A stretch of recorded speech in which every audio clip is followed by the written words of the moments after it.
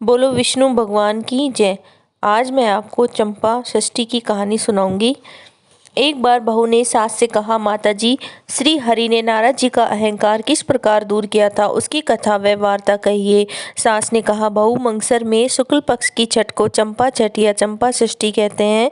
इस दिन श्री विष्णु भगवान ने नारद जी का माया मोह व ब्रह्मचर्य के अभिमान से उद्धार किया था। इस दिन संसार के माया मोह से मुक्त होने के लिए व्रत करते हैं। भगवान विष्णु की पूजा करके ब्राह्मणों को भोजन कराएं व दान दक्षिणा तथा वस्त्र देवें। एक बार नारद जी घूमते घूमते महादेव जी के पास पहुँचे और अपने ब्रह्मचार्य होने का बड़ा अभिमान से वर्णन करने लगे और कहने लगे कि त्रिदेवों के भी पत्नियां हैं, किंतु मुझे देखो, मैंने तो विवाह ही नहीं किया है, मैं ही ब्रह्मचर्य हूँ। महादेव जी ने कहा, ठीक है नारद जी, लेकिन यह बात आपने मुझसे तो कह दी है, किंतु विष्णु जी को मत कहना। किंतु नारद जी मानने वाले कहाँ थे। वे सीधे विष्णु भगवान जी के पास पहुँचे और वही बात उन्हें भी कह सुनाई। विष्णु जी तो भक्त वत्सल हैं। उन्होंने नारद जी के अभिमान के बुखार को उतारने के लिए कड़वी दवा पिलाने का निश्चय किया। उन्होंने नारद जी के मार्ग में एक समृद्ध माया नगरी का निर्माण किया। वहाँ के राजा की लक्ष्मी सी सुंदर कन्या का स्वयंवर हो रहा था। कन्या का रूप देखकर नारद जी उस पर मोहित हो गए।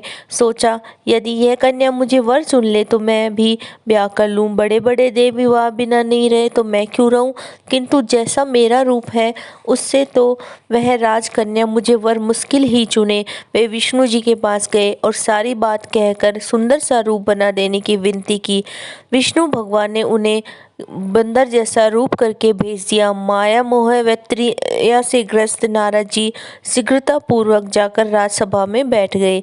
राजकुमारी जब वर चुनने एक एक राजा के पास आ रही थी तो नारद जी ने सोचा कि राजकुमारी सबको छोड़ती हुई आ रही है, क्योंकि मेरा रूप इतना सुंदर है कि राजकुमारी मुझे ही वर चुनेगी। किंतु राजकुमारी ने नारद से आगे निकलकर अन्य राजा के गले में माला डाल दी तो नारद हाथ मसलते हुए रह गए।